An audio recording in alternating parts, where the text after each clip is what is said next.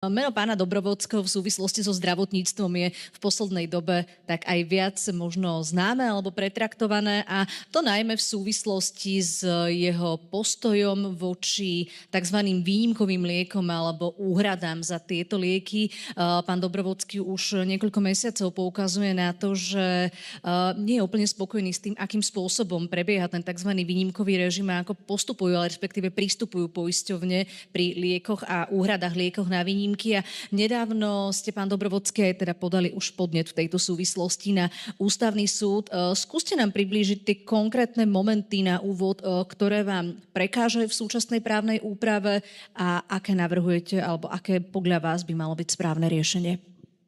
Ďakujem veľmi pekne za pozvanie a za možnosť sa k tomu vyjadriť. Keď ste v tom úvode hovorili, že ja niekoľko mesiacov upozorňujem, no ja už na to upozorňujem 2,5 roka.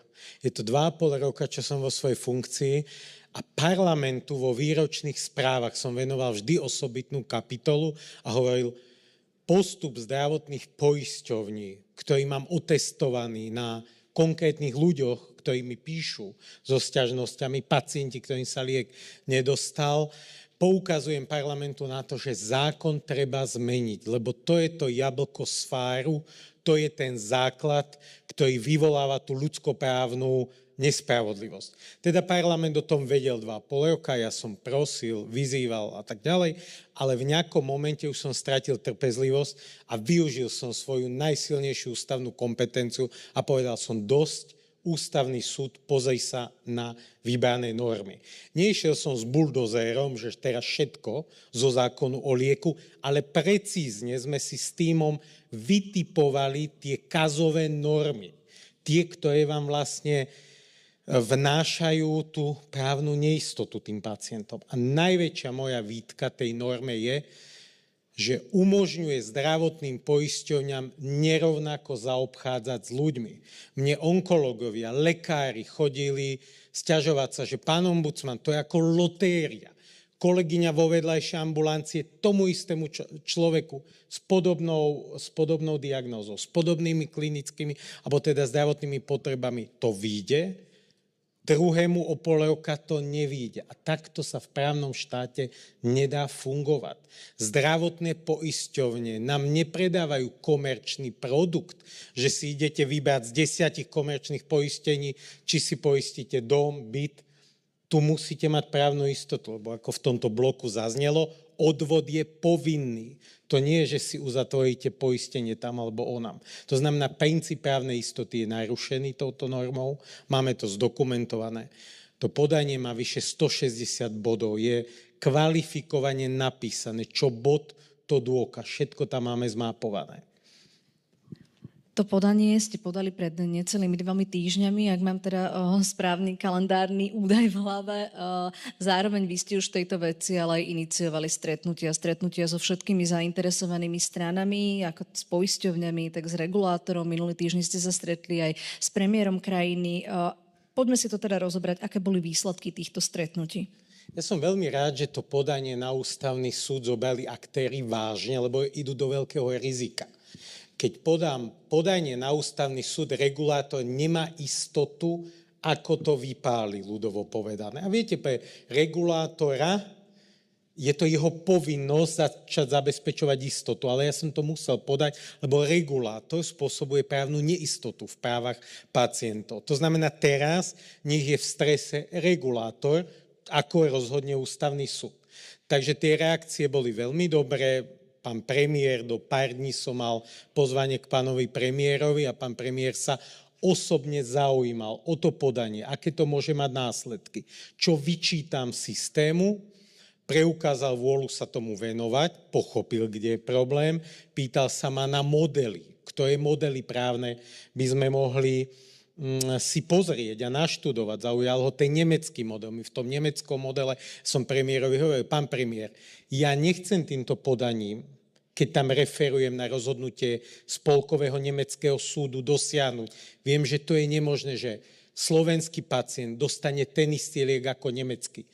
To rečníci predo mnou hovorili o sile ekonomiky, odvodov, dania. Ale ja chcem tú právnu istotu. Lebo aj v Nemecku pacient so svalovou dystrofiou sa dostal až na ústavný súd nemal právnu istotu. A Spolkový ústavný súd povedal, takto sa ďalej nedá. Veľmi podobná situácia ako u nás. Preto veľká časť toho podania je referencia na rozhodnutie nemeckého súdu a nemecký súd povedal, zákonodárca musí s tým niečo spraviť. Znovu opakoval, to sú odvody verejné, čo sa platí do Krankenkassy, to není privátna poisťovňa. A ten človek so svalovou dystrofiou má právo prežiť. Spolkový ústavný súd povedal, že rešpektujem to, že právo na zdravotnú starostlivosť je druhogeneračné ľudské právo, podmienené financiami. Ale keď ide o jedinú možnosť, ako prežiť, a že už medicína a kategorizované lieky neponúkajú alternatívu, ústavný súd povedal, že tu už ide o právo prežiť, právo na život, právo na zachovanie ľudskej dôstojnosti. Takže pán premiér tento model sa s ním oboznámil, s nemeckým, potom sa núka český model, ktorý je tiež veľmi precízny. Aj ten nemecký model neotvoril tie nožnice tak, že všetkým všetko. Dal 7 prísnych kritérií, kto má nárok na výnimkový liek. Dôležité je, u nás sa to má stať nárok. Znovu teraz si poviete v hlavách, koľko to bude stať. Všetky lieky, všetko nie. Všetko vie regulátor istými pravidlami zregulovať. Ale tie pravidlá nemôžu vám vyseť na webových stránkach zdravotných poisťovní. To je si ich na dennej báze vedia meniť. Znovu ja pripomínam, liek, prístup k lieku není komerčný produkt, že ja si poistím svoju nehnuteľnosť na tú sumu a musím si preštudovať 100 strán výluk všeobecných poisťovne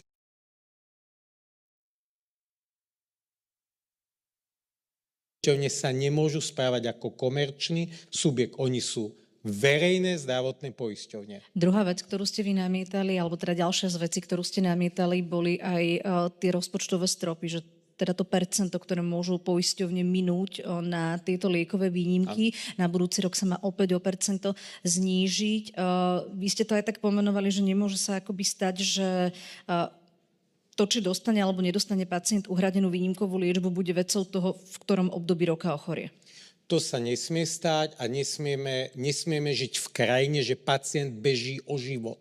Že pacient beží o život sa rýchle prepoistiť, lebo anekdoticky niekde zachytil, že v tej poisťovni máš ešte šancu. Tak to nemôžete fungovať v právnom štáte, že utekáte o život bez jasných pravidiel, bez, že ste odovzdaní do rúk podmienok, ktoré si nastavujú poisťovne. Zákon povedal, že vy poisťovne si dajte nejaké podmienky, ale zjavne naša prax, poznatky generálnej prokuratúry ukazujú, že tie podmienky sa nedajú ani kontrolovať. Neviem, či je tu pán predseda úradu pre dohľad, ale sme na okrúhlom stole hovorili, oni dokonca nemôžu kontrolovať zákonnosť tých podmienok. Pri komerčnom produkte, keď si uzatvoríte komerčné poistenie, je tam súdna kontrola, že či tá klauzula v podmienkach nebola spotrebiteľsky nepriateľná. Tu ste bez súdnej ochrany. Aj to nesmie byť v právnom štáte. Pán Dobrovodský, ako v tomto kontexte možno vnímate aj tie zmeny avizované zo strany ministerstva zdravotníctva, teda konkrétne, že by sa mali znižovať tie práhové nákladové hodnoty liekov, thresholdy a podobne. Minister Šaško v piatok avizoval, že on nepodpíše teda zatiaľ tú predmetnú právnu úpravu. Dnes o 15. má dokonca tlačovú konferenciu, kde má akoby prezentovať nejaké svoje vízie v oblasti liekovej politiky. Aký je váš pohľad na túto tému? Pokiaľ ide o kategorizáciu, verejný ochranca práv a môj tým, my nie sme na to, aby sme štátu vymýšľali politiku. Na to sú ľudia, experti, ekonómovia a tak ďalej.